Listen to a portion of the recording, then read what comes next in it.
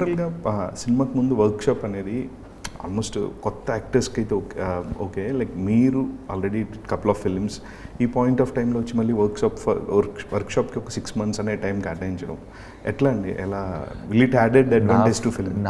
Yes definitely. ఎందుకంటే నాకు డైలాగులన్నీ మంత్రాల్లాగా వస్తే నేను షూట్లో డైరెక్టర్ వచ్చి ఇంకొంచెం వేరే వేరియేషన్లో చెప్పగలుగుతావా అని అన్నప్పుడు నాకు ట్రై చేయడం ఈజీ అవుతుంది. ఆయన అనుకునేదానిలాగా అప్పటిదప్పుడు ఏదైనా థాట్ వస్తాయి. ఇప్పుడు నాకు డైలాగ్ గుర్తుపెట్టుకోనికే టైం పట్టింది అనుకో, ఇంకా సరేలే ఓకే ఆ జోన్లో పెట్టొద్దు, ఆ స్ట్రెస్ ఇవ్వద్దు డైరెక్టర్కి అనేది ఫీలింగ్. సో ఇంకా నేను ఫిక్స్ అయిపోయినా. మేము ఫేమస్కి కూడా ఫుల్ రిహార్సల్స్ చేసినాం, గోదావరి గట్టుపైన కూడా ఫుల్ రిహార్సల్స్ చేసినాం. నాకు ఏమనిపించిందంటే ఈ ప్రాసెస్ చాలా బాగుంది. అంటే మీరు అన్నట్టు 2 సినిమాలు చేసినాక కూడా ఇది అవసరం పడుతుందా అని. ఇంకో 30 సినిమాలు చేసినా 31వ సినిమా 100% రిహార్సల్ చేస్తే చాలా స్ట్రెస్ ఫ్రీ ఉంటుంది. ఓకే, కంప్లీట్గా. లొకేషన్కి పోతున్నావు ఏదన్నా విజిట్కి, పిక్నిక్కి, నీకు అక్కడ హోటల్ అక్కడ పోయినాక చూసుకుంటున్నప్పుడు ఏ స్ట్రెస్ ఉంటుంది, ఇంటికాడనే చూసి పెట్టేసి ఇంతే టైం వేస్ట్ ఉంటుంది. ఇంకా డైరెక్ట్ హోటల్కి వెళ్ళిపోతుంది.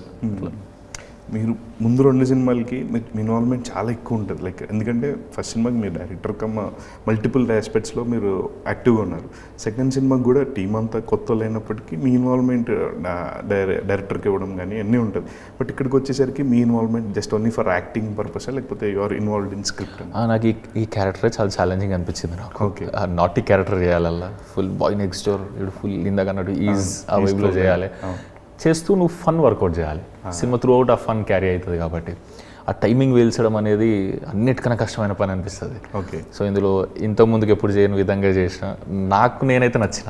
ఓకే, సో నాకు నచ్చినట్టు మీ అందరికీ నచ్చితే ఎస్ మీరే వచ్చారు సుమంత్ ఖతర్నాక్ చేసిన యాక్టింగ్ అనాలనేది ప్రయత్నం.